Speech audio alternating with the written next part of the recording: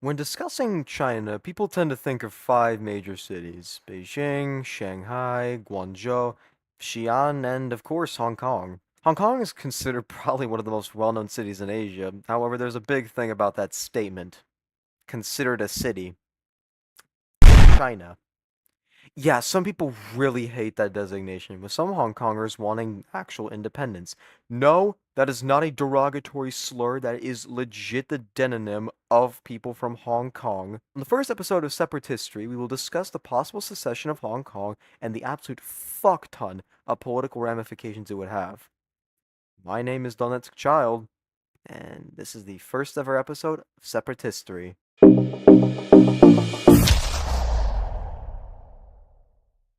To start off, we need to look behind the honey curtain of Christopher Robin's Winnie the Pooh and try to understand this from a more high-up perspective.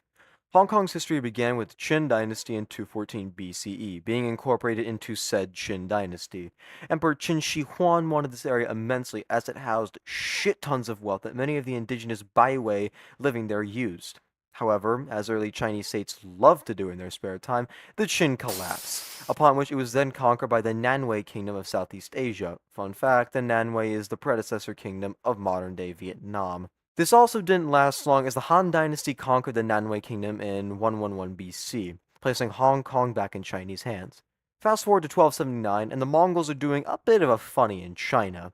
The Mongols subsequently invaded the Song Dynasty, which held Hong Kong at the time, defeating them at the Battle of Yamen. Moving into the 1800s, Hong Kong is now held by the Qing Dynasty. As we know, China at this point was higher than a college student after exam week on opium imported from the British. The then Emperor of the Qing, Dao Guang, understood that having your populace absolutely coked out of their minds is really bad for business. So he ordered the Imperial Commissioner Lin Zexu to follow American principle and dump the British goods in the ocean. This made the British, again, absolutely livid, which led them to invade southern China in the First Opium War. The Qing dynasty at this point was in no position to really fight the British, considering that they had pretty much no modernization at this point, so they backed down, giving up Hong Kong at the Convention of Chuen-Pi in 1841, but Britain wouldn't be formally ceded Hong Kong until 1842. The city was heavily industrialized under the British, albeit slowly due to famine and previous Qing policy regarding infrastructure and industrialization being absolutely dog shit. The Qing would make an effort to retake Hong Kong, however this failed terribly considering the Qing was still eating ass from not industrializing. Wouldn't you know it, the military needs an industry. Hong Kong's position as a major trade hub in the South China Sea, along with the British basically fisting them with industrialization and development, influenced a lot of its economic growth, making it very submissive and breedable to investors. British families began moving to Hong Kong, and missionaries converted many to Protestant Christianity, which is still seen today as 11% of the people who live in Hong Kong are Protestant. Finally, in 1997, after talks more lengthy than Yao Ming, Britain formally ceded Hong Kong to the PRC. Now, keep in mind, the majority of Hong Kong speaks Cantonese, rivaling the official PRC-mandated language of Mandarin. Immediately after the transfer, Hong Kong got totally dicked down by poor Chinese economic decisions and two viral outbreaks, causing the largest economic downturn in Hong Kong's history. So good on China. You've already done absolutely swell. We've reached our first reason for why some in Hong Kong seek independence: extreme differences in cultural and social practices from China, caused mainly by changing hands more than a blunt in a high school bathroom. As we know, nationalism from a certain part of your country breeds centrifugalism, and China has responded in ways only a true gamer would understand.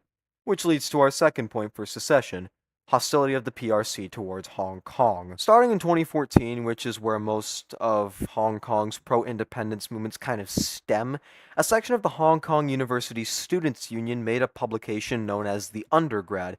The thing never really gained much traction among their peers, but a few articles did talk about the Hong Kong nation's democratic values and independence, prompting the Chinese government to get extremely red-pilled.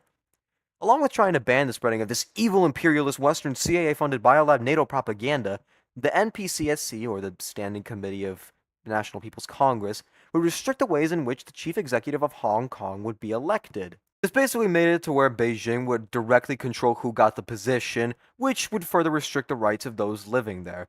Understandably, the people got ultra pissed, prompting the 79-day Umbrella Revolution, of which China did a lot to stop them.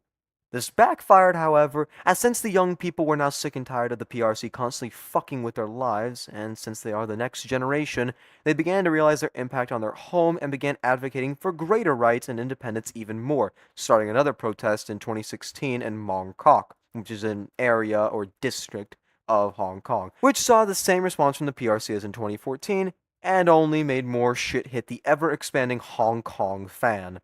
During the protest, the leader of the pro-independence Hong Kong Indigenous Party, led by Edward Leung, made his appearance here, participating heavily in the civil unrest. Don't worry, we'll hear about more of him later. Despite the fact that many of these protesters were pretty much unarmed, they managed to actually injure 90 fucking police officers, which in and of itself is impressive when all they had were glass bottles and bricks. One thing we need to bring up is the Sino-British Joint Declaration. Signed in 1984, this is what paved the groundwork for the 1997 transfer. One important thing about this is it's set to expire in 2047, which Edward Leung and the undergrad capitalize on and use as a time frame for when they are to launch their supposed referendum on Hong Konger independence. Both critique the current Hong Kong SAR, or Special Administrative Region government, for doing literally fuck all to lessen the beatings the police commit against the people, and for detrimenting the economy by ever so greatly increasing the amount of imports they put into China, basing their entire economy off of them. The most recent protests, and by definition the largest, occurred in 2019 and 2020. This was caused by the proposal of the 2019 Hong Kong extradition bill. The wording of this is absolutely terrible and it's so hard to comprehend, but after analyzing it, pretty much what it says is it would have allowed people in Hong Kong to be sent to mainland China to face trial under the Chinese mainland legal system. Considering the red-pilled approach China had to peacefully dissuading protesters, many collectively said in unison, "Oh, hell no!" Knowing that being trialed in mainland China would be equivalent to playing 6-bullet Russian roulette and hoping your gun jams. This sparked an absolutely gigantic protest, with the SAR government finally conceding and agreeing to withdraw the bill in May of 2019. However, the protest would continue into 2020. That's a lot, but now we can get to the very fun part. Alternative history! So, let's say in 2020, the Chinese government loses near complete control of the situation in Hong Kong, with the SAR government being ousted and a pro-independence politician being put in place, which is likely going to be Edward. Assuming the PLA doesn't get even more gamer by the minute, and maybe they receive high enough casualties from bricks and bottles, the Chinese government formally lets go of Hong Kong completely. What consequences does this have for China? Oh boy, there's a shit ton of them. Firstly, Hong Kong isn't the only secessionist area of China, as there's a bunch of other areas that have possibly a greater hate for the PRC than them, like Tibet, East Turkestan, and sometimes even more fringe movements like Shanghai, Cantonia, Basuria, and Manchuria. Now that the PLA has shown to not be the ultra cool base non-they-them manly army they were considered, the people living in proximity / in these zones will almost certainly get more ballsy with calls for independence.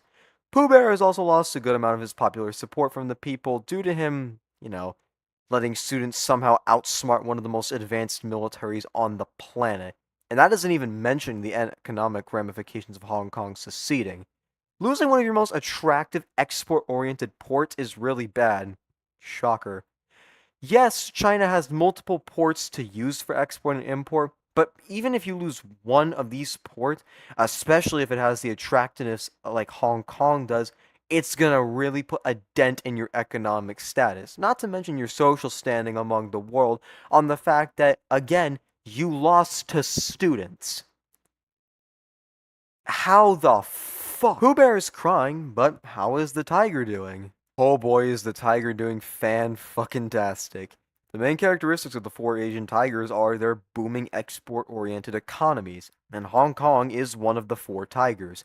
Hong Kong primarily exports 3 things: gold, computer chips, and IT services, or ICT.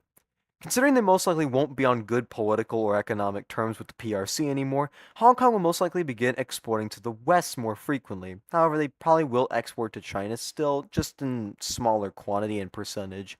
America, who's probably been watching this situation with a bag of chips and excitement in the awe levels, will waste no time picking up Hong Kong as a trade partner, as at this point in 2020, computer chips are really high in demand due to the, you know, bat soup virus. Hong Kong's position in the South China Sea as pretty much the entrepot will also help their import situation. Considering we put Edward Luong as the proposed leader of Hong Kong, we can also assume that the political situation of Hong Kong will also be heavily in favor of development. While Hong Kong will be by no means a liberal safe haven, as the Hong Kong Indigenous Party, to where Edward Luong belongs, promotes a lot of localism, which, if you don't know what that means, it's basically sort of similar to like being socially progressive, but also holding traditional values to standard. But it definitely won't be as authoritarian as something like Singapore. This will make Hong Kong more likable on the world stage, giving them a more significant amount of support from the West. Keyword, the West. Hong Kong will probably be in a Kosovo-like limbo stance, where they aren't recognized by a lot of the world that isn't the West. Now, keep in mind, I did say that they would be legally considered independent by China as well, so China's also on this list of nations that recognize Hong Kong as an independent sovereign state. However, that doesn't mean they're going to fall flat politically. Remember how I said Hong Kong was a major entrepot? Well, that satisfies its own political benefits as well. Being an entrepot can help a country build and maintain diplomatic relations with other nations. By facilitating trade and serving as a hub for international commerce, entrepots can become centers of diplomatic activity, attracting diplomats and business leaders from around the world. These benefits are already prevalent in our real-time line Hong Kong, and with the economic points stated above, it isn't unlikely that Hong Kong will receive some invitations with a few goodies behind them. To top it all off, Hong Kong is already in the fourth stage of the epidemiological transition model. This stage is characterized by a decline in mortality rates and an increase in life expectancy due to improvements in public health, medical technology, and sanitation, which as a fresh new nation is really fucking good to start off with. That isn't to say that everything's going to be good, however. Many residents of Hong Kong are already pro-Beijing affiliated, meaning that these people are either going to protest or outright leave in mass exodus, which could cause a worker shortage that will be very difficult for Hong Kong to deal with, albeit not possible, with the God-given practice of offshoring your businesses. Hong Kong will also have to create a new constitution, a government system, new internal laws, and a military. All of this is way easier said than done, as molding a new nation is what some would call a bureaucratic clusterfuck, and armies are very expensive. However, despite all this, we will go to the ranking board. The Donetsk Child Separatism model is the Donetsk Child approved tier list to measure how successful a separate state might be. Economic successes equal plus 3 points, while economic failures equal minus 3 points. Political successes equal plus 2 points, while economic failures equal minus 2 points. Social successes equal 1 point, while a social failure equals minus 1 point. S tier means you have 10 points or higher. A tier means you have 8 to 9 points. B tier means you have 6 to 7 points. C tier means you have 4 to 5 points. And D tier means you have 3 points or less. For the pros of Hong Kong, we have an economic tiger, democratic politics are endorsed, trade friendly, corporate attractiveness, a developed society both demographically and epidemiologically, and Western backed, which gives us a total of 14 points. For the cons, we have a large chance of mass exodus, Chinese hostility, and a semi-traditionalist society. That gives us a 14 minus 6 ratio, putting Hong Kong at a total of 8 points, meaning that they are in the A tier placement of the Donetsk Child Separatism model, or most likely successful. That is the first episode of Separate History. I hope you enjoyed it. Be sure to leave a like, subscribe, and comment on which nation you might want to see next. The comment I pick for my next video will be shouted out, and you may get a sub as well. Of course, you'll be shouted out at the beginning of the video. Thanks for tuning in, and I will see you later. Till next child, bombing out. See you.